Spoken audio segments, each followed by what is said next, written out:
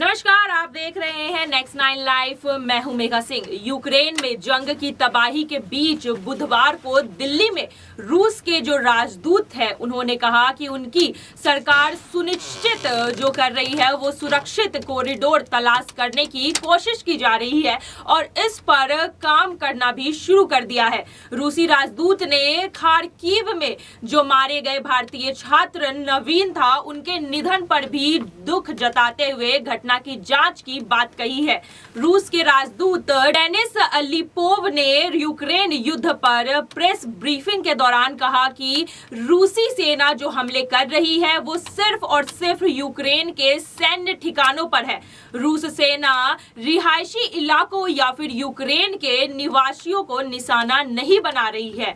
उन्होंने दावा किया है कि यूक्रेन की राजधानी कीव में जो टीवी टावर है उस पर सिर्फ हमला किया गया था जो कि रिहायशी इलाके में पड़ता है। इसके अलावा किसी भी रिहायशी या सिविलियन बिल्डिंग को निशाना नहीं बनाया गया है। कीव के टावर पर हमले से पहले भी रूस ने पहले से अलर्ट कर दिया गया था और नागरिकों को दूर रहने की चेतावनी दी गई थी। रूस के राजदूत ने कहा है कि हमें नवीन के निधन पर दुख है और इस दुख की घड़ी में सभी भारतीयों के साथ वो खड़े हैं। राजदूत ने यह भी कहा है कि रूस भी शांति चाहता है लेकिन यूक्रेन में चल रहे हालात को देखते हुए ये कदम उठाया गया है। उन्होंने भारतीयों से भरोसा दिलाया है कि रूस यूक्रेन में जो भी फंसे हुए भारतीय हैं उनकी सुरक्षा और उन्हें सुरक्षित निकालने में वो पूरी कोशिश करेंगे। उन्होंने बताया है कि इस वक्त जो है वो मंगलवार को उनकी मुलाकात भारत के विदेशी सचिव हर्ष वी श्रीगंगला से हुई थी। बैठक में यूक्रेन के राजदूत भी मौजूद थे।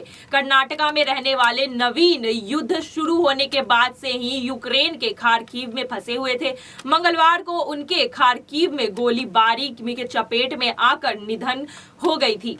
उसी दौरान यूक्रेन के विदेश मंत्री ने भी खार्किव की एक बिल्डिंग पर हुए अटैक की वीडियो साझा की थी।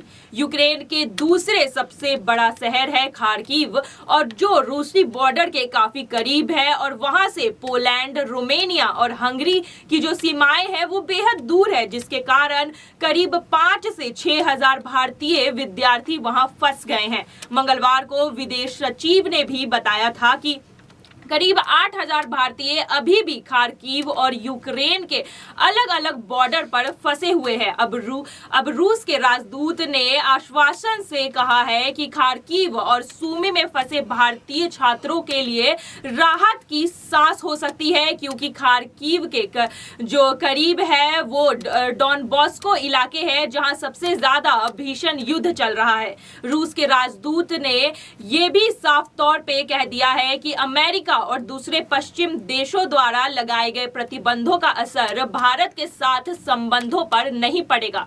अलीपोव ने कहा है कि इन प्रतिबंधों का असर ना तो S-400 मिसाइल डील पर होगी ना ही किसी और दूसरे रक्षा सौदों पर होगी। उन्होंने ये भी कहा है कि भारत के साथ रूस का जो भी व्यापार पहले से चल रहा है वो उसी तरह चलता रहेगा।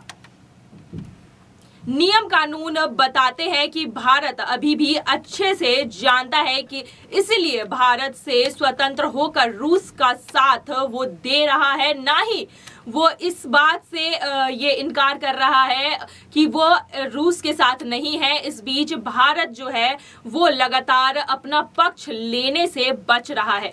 आज के लिए बस इतना ही। आगे की खबरों के लिए देखते रहिए नेक्स्ट 9 लाइव। धन्यवाद।